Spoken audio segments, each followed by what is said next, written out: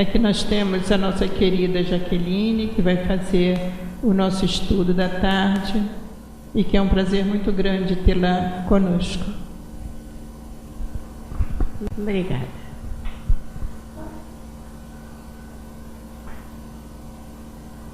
Boa tarde a todos. Que a paz do nosso sereno Mestre possa estar em nossos corações e nos acompanhar ao longo desse estudo. Aonde está a sua fé? É o tema da nossa palestra. E nós começamos assim. Era uma vez, há um pouco mais de 2000 anos atrás, uma mulher como tantas outras, uma mulher que poderia ser uma de nós aqui, uma mulher que poderia ser uma dessas brasileiras. Ela estava desiludida, ela estava desenganada pelos médicos, ela sofria de uma hemorragia há 12 anos. Ninguém, nenhum médico havia conseguido curá-la. Nenhum médico havia conseguido entender o que fazia essa mulher sangrar sem parar. Ela havia gastado tudo o que tinha. Não tinha mais nada para gastar. Pouco se sabe nos evangelhos aonde estão registrados a história dessa mulher. Pouco se sabe sobre ela. Não se sabe o nome, não se sabe de onde vinha. Ela está registrada nos evangelhos de Mateus, de Marcos e de Lucas, apenas. Mas alguma coisa naquele dia a moveu, tendo ouvido falar daquele nazareno que andava por aquelas paragens, falando coisas lindas, fazendo milagres. Aquela mulher foi ao encontro de onde estaria Jesus naquele dia. Imaginemos nós a multidão que cercava o nosso Mestre de Nazaré. Milhares e milhares de pessoas sedentas de informação, sedentas de curiosidade, a maioria, sedentas de fé. Como chegar perto dele? Pior ainda, como falar com ele? Tinham os apóstolos que funcionavam mais ou menos como uma espécie de assessores e que dificultavam um pouquinho a chegada das pessoas até o Mestre. Mas sabe-se lá por quê? Aquela mulher, cheia de fé em seu coração, consegue penetrar naquela massa compacta, arrastando-se por baixo.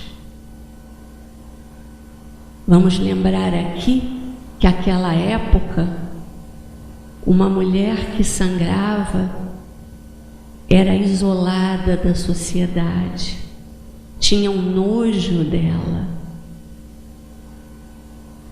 Então ela muito humildemente vai pelo chão se arrastando E ela sabia no coração dela que se ela tocasse em Jesus, ela ficaria curada. E assim ela faz.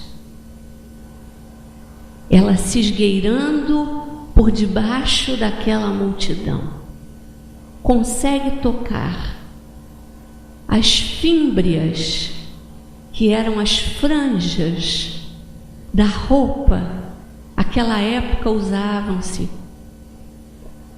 um costume dos fariseus, as roupas para distinguir as classes sociais tinham franjas na ponta.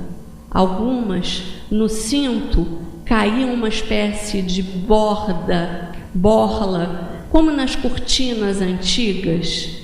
Não sei se todos aqui lembram, as cortinas tinham aquela coisa que puxava as cortinas para o lado e caía uma espécie de corda, e na ponta tinha um negócio assim com umas franjas. As roupas daquela época eram amarradas também com esses cintos.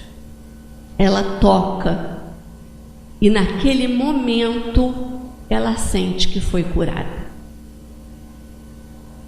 E Jesus, na mesma hora, sente que dele saíra uma virtude. É assim que está escrito na Bíblia. Uma virtude que nada mais era do que a sua energia, o seu magnetismo passando para ela.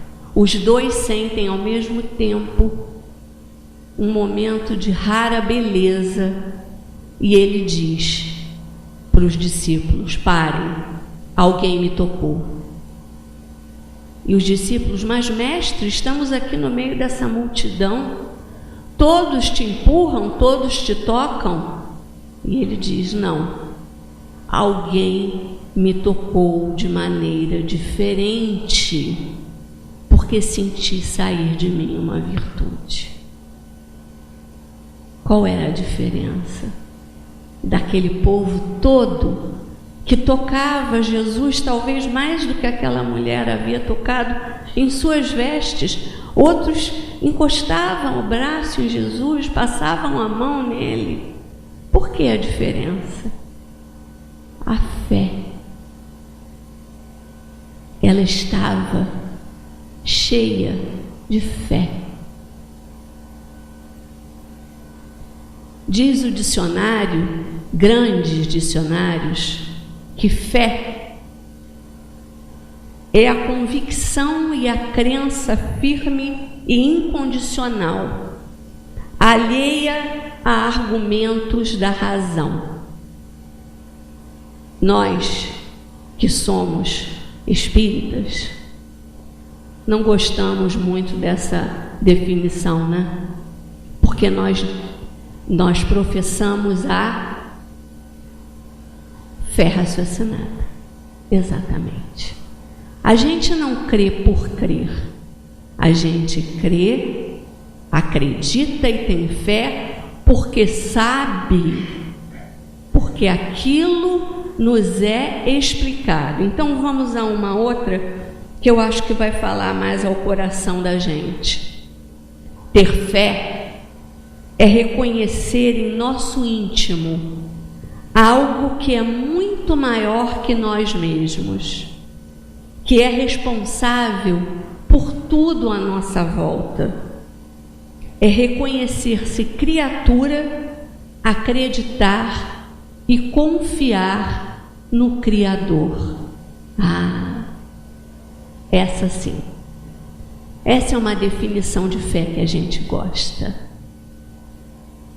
Mas eu hoje não vim aqui falar somente de uma história que ocorreu há 2000 anos, a época de Jesus, porque muitos podem estar pensando: falar de fé na época de Jesus era fácil, ele fazia milagres à torto e à direito, ele estava presente. Então é fácil ter fé. aquela mulher estava pertinho dele. Ok. Nossa história, nova história, se passa há poucos anos atrás, numa véspera de Natal. Na cidade norte-americana de Nova York, com todas aquelas coisas que fazem parte do encanto e da magia do Natal na América do Norte, principalmente para a gente o fresquinho, né? Que a gente hoje está aqui morrendo de calor, lá é geladinho. Havia neve nas calçadas, amontoadas, arrumadinha para que as pessoas possam circular. Havia árvores de Natal, cânticos natalinos vinham daqui e dali. Os papais noéis, né? Sentados lá nos seus tronos, arrecadando dinheiro para essa ou aquela causa, ou recebendo as crianças para as fotos. E nossa personagem principal chama-se Rose, ou Rose, né? Como se diria lá nos Estados Unidos, mas vamos chamá-la de Rose. Rose está fazendo suas últimas compras de Natal, andando para lá e para cá, com as mãos cheias de sacolas.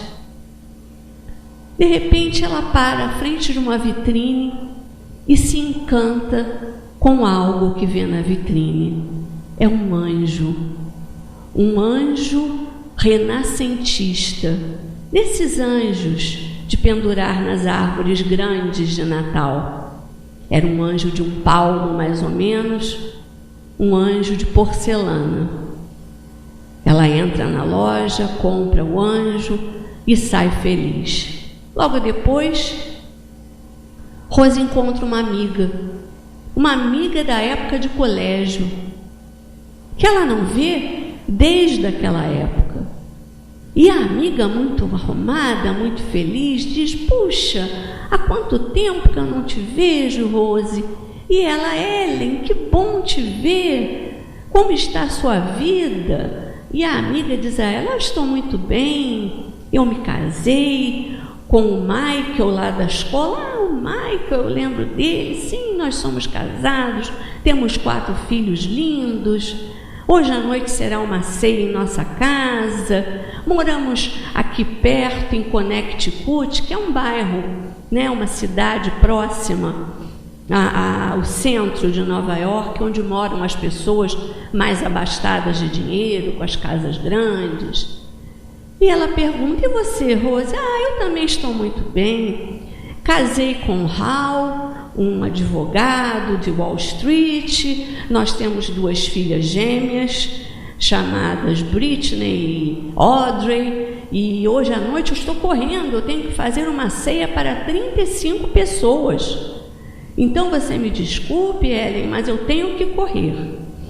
E ali se despedem. E Rose continua o seu caminho.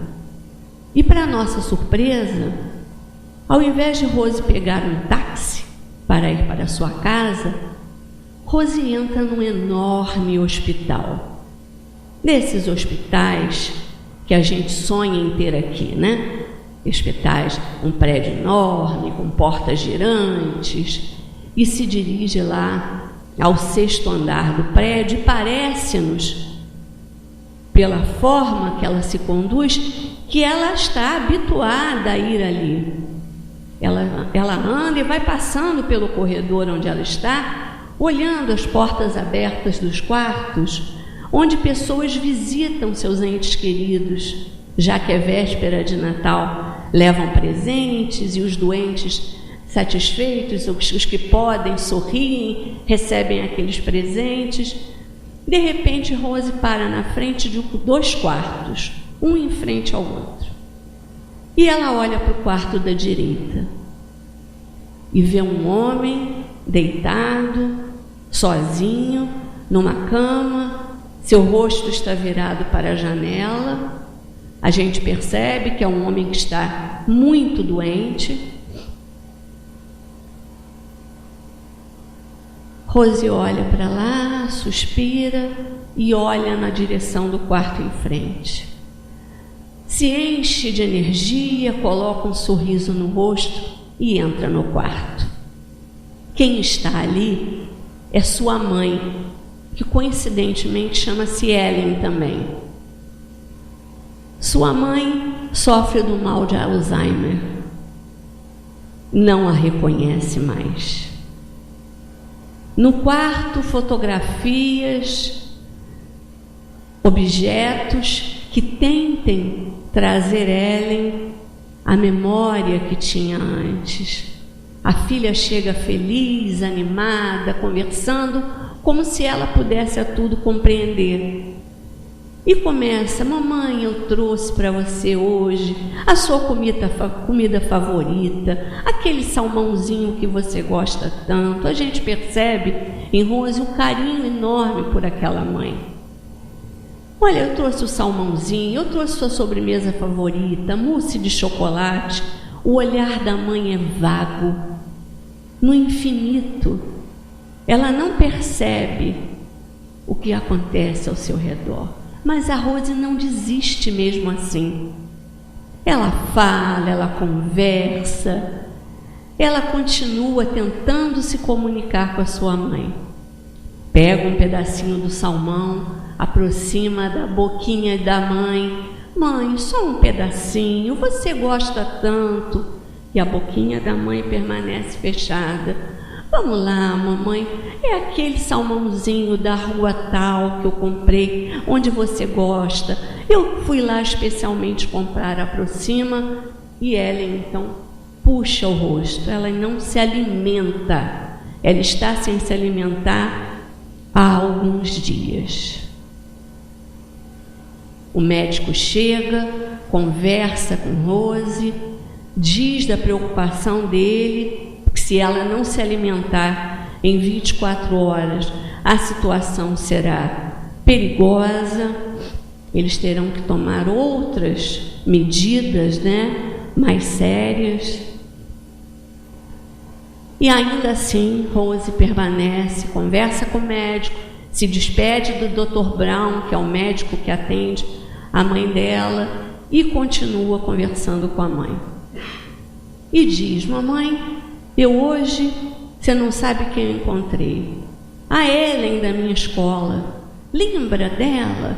Pois é, eu tive vontade de socar ela, porque ela veio me contar da vida maravilhosa que ela tem, que ela está muito bem casada, que ela se casou com o Michael lá da escola e tal. Eu disse que estava também muito bem casada, que tinha filhos.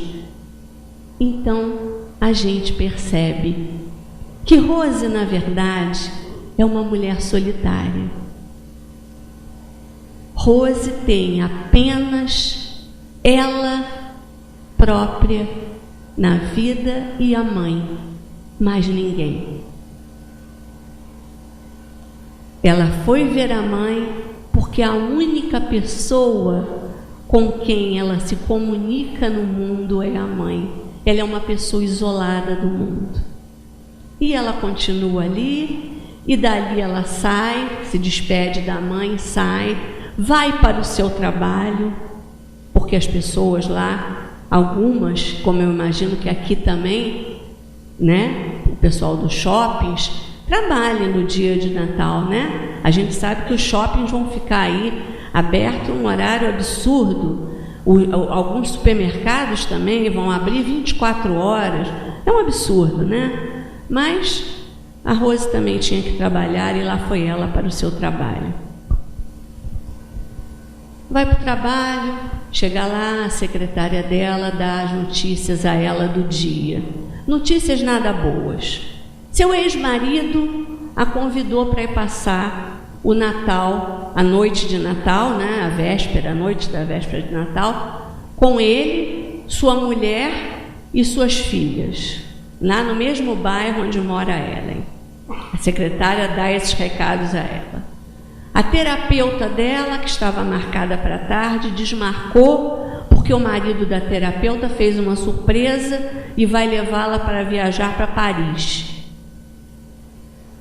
E a outra notícia muito boa que a Rose recebe é que o livro dela, que está pronto para ir para as prensas, né, para ser depois publicado, foi cancelado. E ela mesma diz: para que eu vou escrever um livro para crianças se eu nem ao menos tenho filhos? E a secretária diz a ela: mas você tem o Jorge, que trabalha aqui, ele vive querendo te chamar para sair, por que você não sai com ele hoje à noite? Pelo menos você se distrai.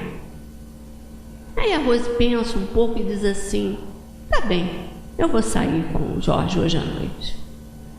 E combina lá e sai à noite.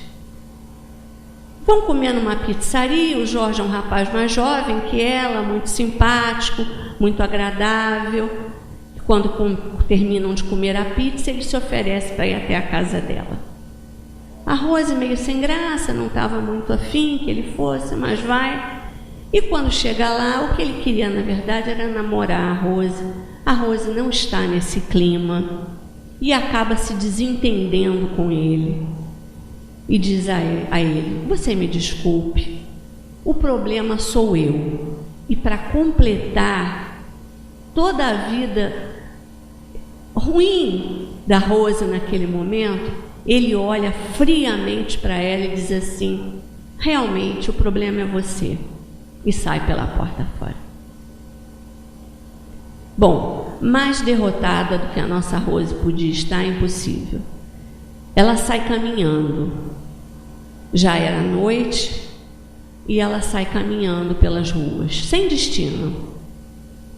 De repente ela vê uma casa, um daqueles sobrados, né? Sobe a escadinha assim para olhar na janela. Ela vê uma família animada, comemorando o Natal. Aquilo bate fundo nela. Ela fica mais triste ainda, continua caminhando e acaba se enfiando num bar. Um bar onde estão reunidas ali pessoas que odeiam o Natal. E acaba sendo meio engraçado, porque as pessoas vão ao palco, tem um pianista tocando, um tecladista tocando, e as pessoas vão ao palco e vão dizer o que elas mais odeiam no Natal. E quem falasse a pior coisa de todas, ganhava uma árvorezinha de Natal, toda troncha, toda estragada, mas era o prêmio da noite. A Rose vai lá tentar, né?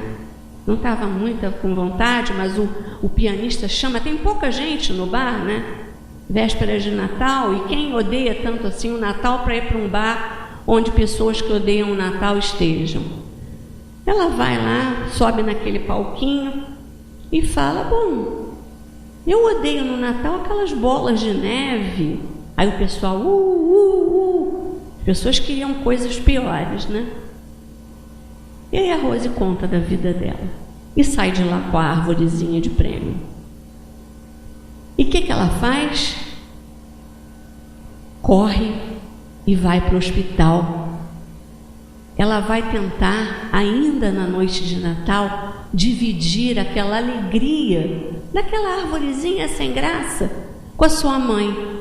E ela entra no quarto: mãe, olha só, eu trouxe uma árvorezinha de Natal que acende, olha, vou botar pra gente. Aí vai lá na frente, tem uma televisãozinha, bota a árvorezinha em cima, liga a árvorezinha, aí vai pro lado da mãe, segura a mão da mãe: tá vendo que linda? Aí a árvore apaga. Calma, mamãe, eu vou consertar. Aí vai lá, mexe na tomada, nada, a árvore não acende mais. Ela já está assim, no limite dela, exatamente, no limite dela. Ela arranca aquela árvore e joga longe.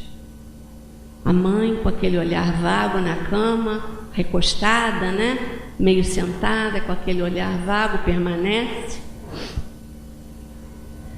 E ela fica sentada no chão do quarto, meio desanimada, quando ela olha para o outro lado do corredor.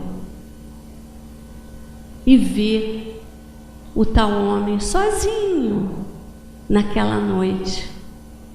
Ela pega o anjo que ela comprou, vai até a janela, atravessa o quarto está na penumbra. Ela atravessa o quarto, pendura o anjo na janela do homem e, sem olhar o rosto dele, porque está na penumbra, ela se vira. Quando ela se vira, numa cadeira meio atrás da porta, aquelas portas de hospital que não rebatem, elas ficam assim, né? Perpendiculares à parede. Ela vê um homem sentado e ela se assusta. Ela achou que não tinha ninguém visitando aquele senhor. Se assusta e diz: boa noite, eu não sabia que tinha ninguém aqui, você me desculpe, eu entrei para colocar esse anjo aqui, porque ele estava tão sozinho, não tem nenhuma decoração de Natal. Você sempre o visita? Não que eu não tenha, eu não saiba que você o visita, é que eu nunca o vi aqui. E o moço olha para ela e diz assim: dá um sorriso. Aí ela: bom, então eu vou deixar vocês à vontade, e não queria atrapalhar. Ela vai até a porta, vira, olha para o homem deitado, que ainda está com o rosto virado para a janela, e fala baixinho assim: eu te amo, Feliz Natal. E vai embora para as ruas novamente. E anda, e vai parar na beirada do rio Hudson.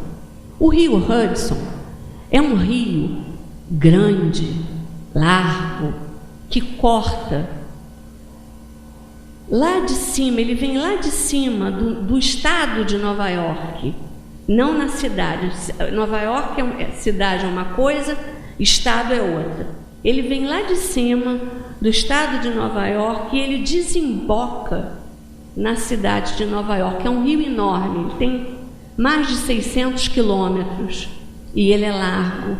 E vocês imaginem que nessa época do ano lá, ele está praticamente congelado, ele está cheio de blocos. Ele só não congela porque a quantidade de água e o movimento da água não deixa congelar, mas ele está cheio de blocos de gelo nele, né? Quer dizer, é uma água congelante, e ela chega na beira daquilo ali,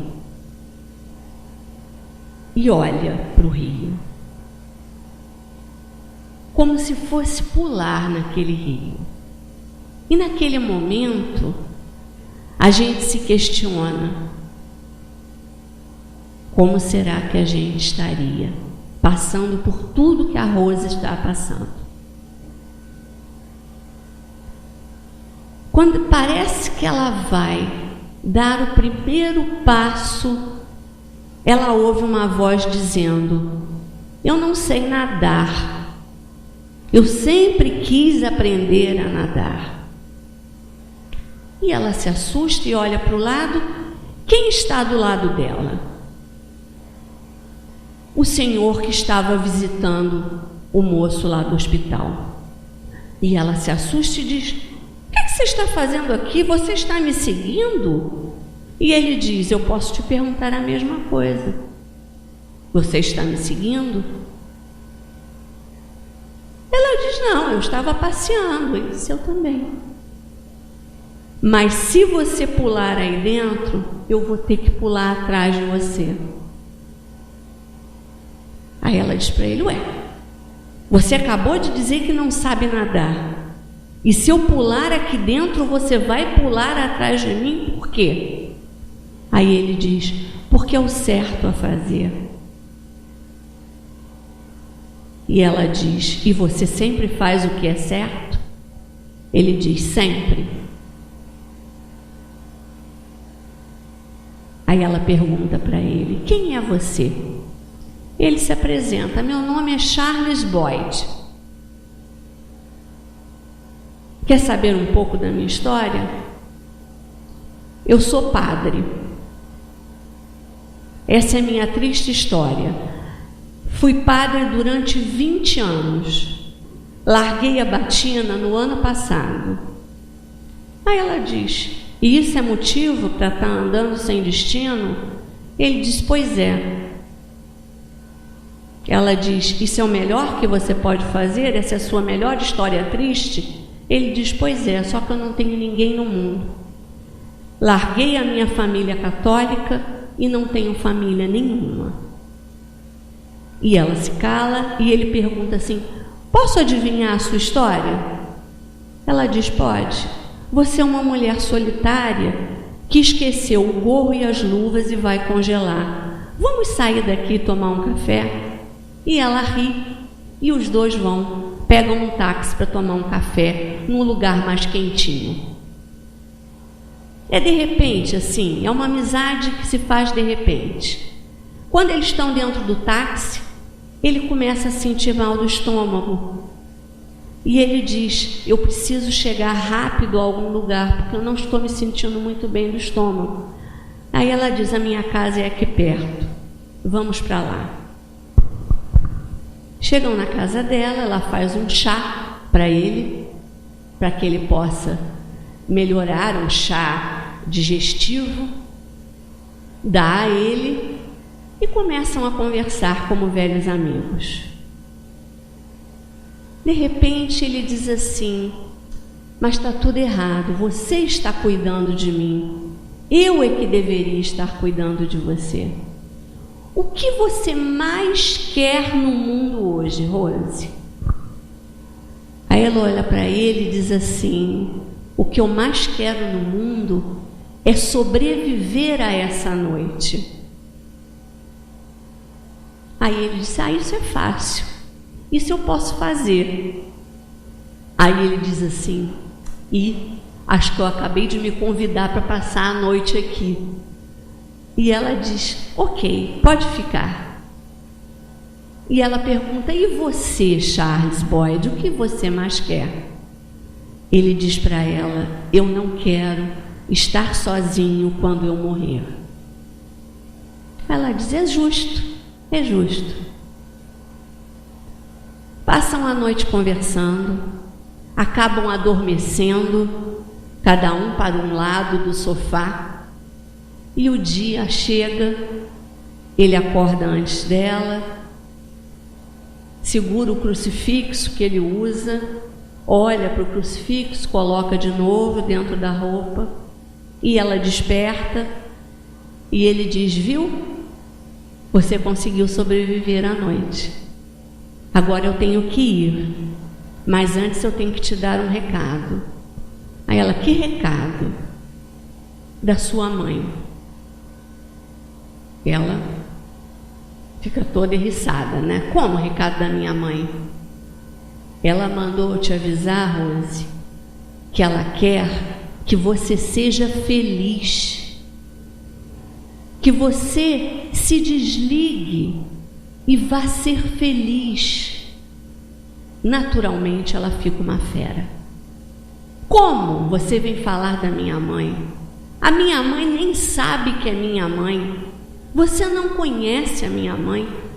Como é que você tem a ousadia de vir falar da minha mãe comigo? Saia daqui agora mesmo. Antes dele sair, ele vira para ela da porta e diz: eu te amo, Rose, e vai embora. Ela volta para dentro de casa, muito irritada, começa a recolher as louças, a xícara dele, e de repente mexe numa almofada do sofá e acha o crucifixo dele. Mais do que imediatamente, ela pega o crucifixo, veste o casaco, o boné, as luvas e parte na direção do hospital. Entra desarvorada pelo hospital, chega lá no andar e antes de chegar à frente do quarto, ela encontra uma enfermeira que está fazendo a ronda naquele andar. Enfermeira, por favor, você viu hoje o rapaz que sempre visita o paciente daquele quarto, o nome dele é Charles Boyd.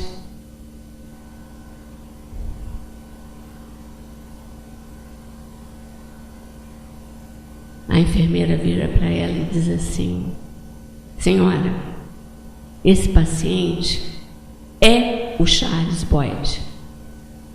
Ele nunca recebeu nenhuma visita. Rose entra no quarto, pé ante pé. E pela primeira vez, Charles está deitado como já estava, mas com o rostinho para cima.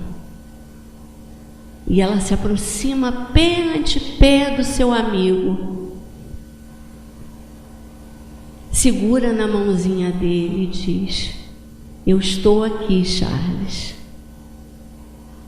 Olha o que você esqueceu na minha casa.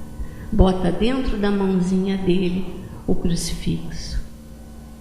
Ele abre o rosto, os olhos, dá um sorriso e ela diz: você agora pode partir. Você não está mais sozinho. Eu estou aqui. E Charles parte.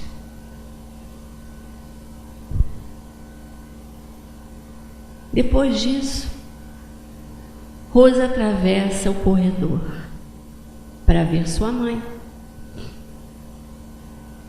E qual não é a sua surpresa quando entra no quarto e vê Dr. Brown sentado na beira da cama, conversando com Ellen e dando comida na boca de Ellen, que come sofregamente, feliz. E a conversa do médico com Ellen é a seguinte: eu estou pensando em convidar sua filha para sair comigo um dia desses. Será que ela aceitaria sair para jantar com um médico judeu solteiro, já meio passado na idade? E ela entra no quarto: mamãe, você está comendo? A alegria dela, e abraça a mãe e beija a mãe. E Dr. Brown, na mesma hora, com aquela postura de médico, se levanta, veste o casaco, porque ele estava só de camisa social e gravata, veste a jaqueta do paletó e vai saindo, quando ela diz assim: peraí, Dr. Brown, eu não sei o seu primeiro nome. Qual é seu nome? Aí ele fala para ela: é Matthew. Mateus, em português. E ela diz assim para a mãe: mãe, o nome dele é Mateus, o primeiro nome dele. Porque nos Estados Unidos tem muito essa cerimônia, de chamar pelo sobrenome, As pessoas não se tratam pelo primeiro nome. Por isso esse aparte. E ela diz assim: você devia estar só conversando com a minha mãe, jogando conversa fora. Você não quer mesmo me chamar para sair, para jantar, não, E ele diz: não, eu quero sim. Eu tenho o maior interesse nisso. Gostaria muito se você aceitasse. Ela diz: pois eu aceito. No dia que você quiser, você me convida. E ela senta na beirada da cama da mãe. A mãe nessa hora já parou de comer, óbvio, Está olhando assim para o vazio, como sempre, recostada. E ela, com uma das mãos sobre a mãe, sentada na beirada assim da cama, ela indo olhando para o corredor, vendo o Dr. Matthew sair, ela diz assim para a mãe: ele parece ser um homem bom, Parece ser um sujeito de bom caráter. O que você acha, mãe, olhando para o corredor? E de repente, a mão de Ellen se movimenta devagarinho e vai ao encontro da mão da filha e aperta a mão da filha. Rose olha para ela muito feliz, Ellen sorri para ela e elas se abraçam. Assim termina a nossa história.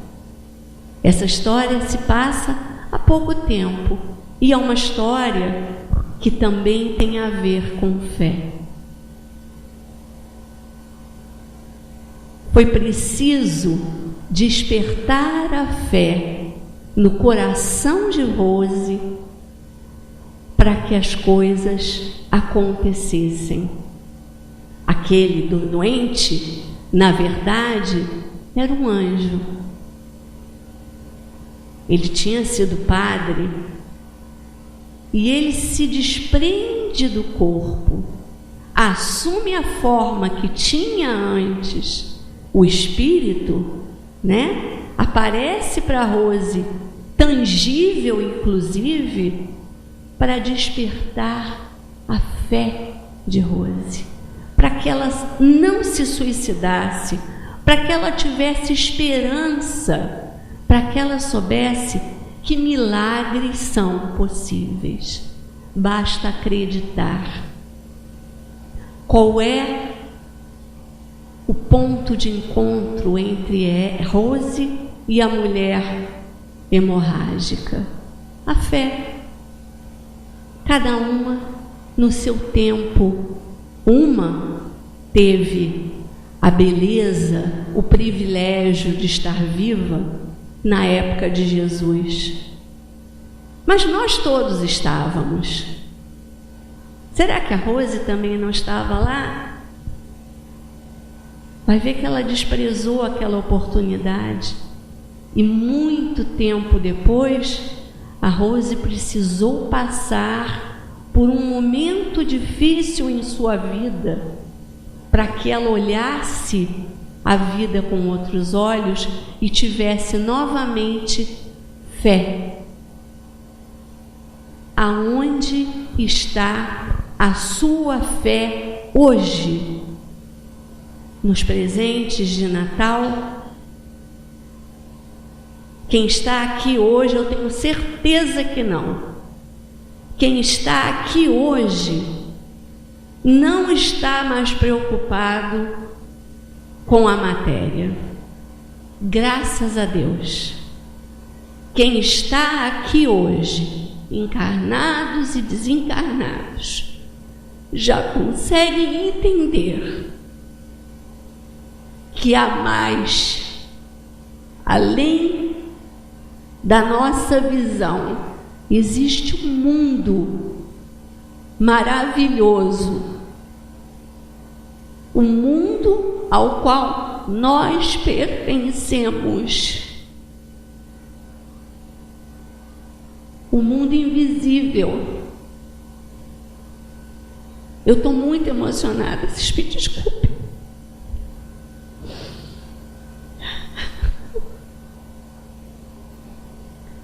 O mundo que é a nossa pátria espiritual.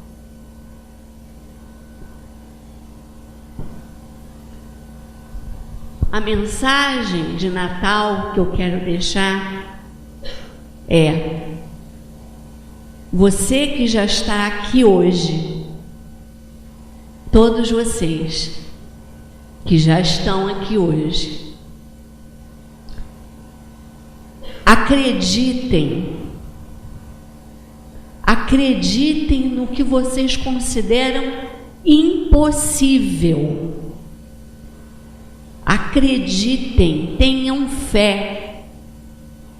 Passem pelo que tiverem que passar, com fé. Acreditem que aquilo passa. Aquilo é para a sua melhora espiritual, para o seu crescimento interior.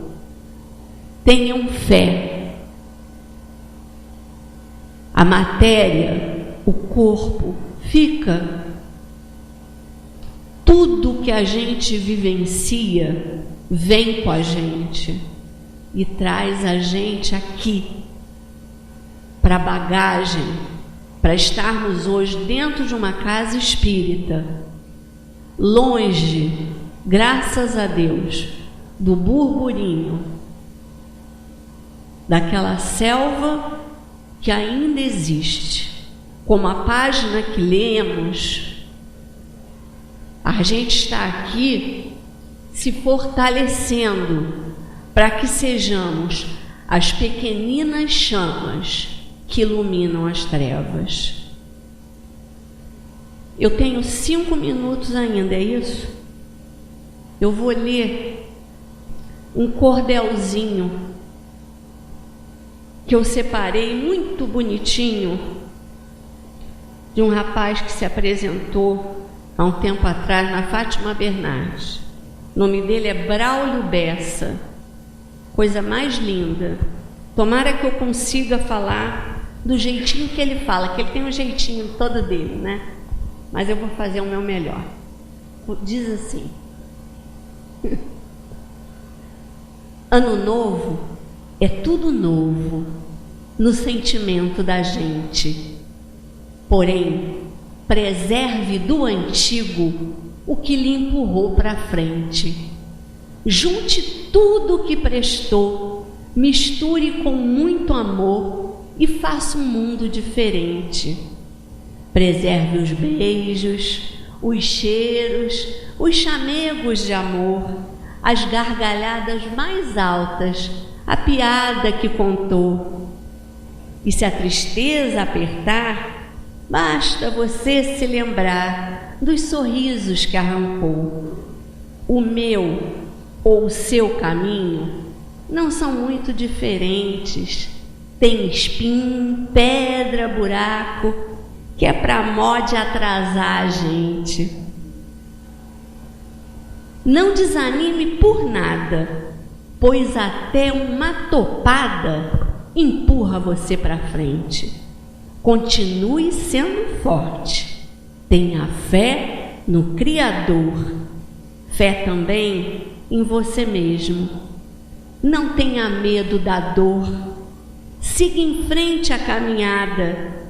Saiba que a cruz mais pesada nosso irmão Jesus já carregou.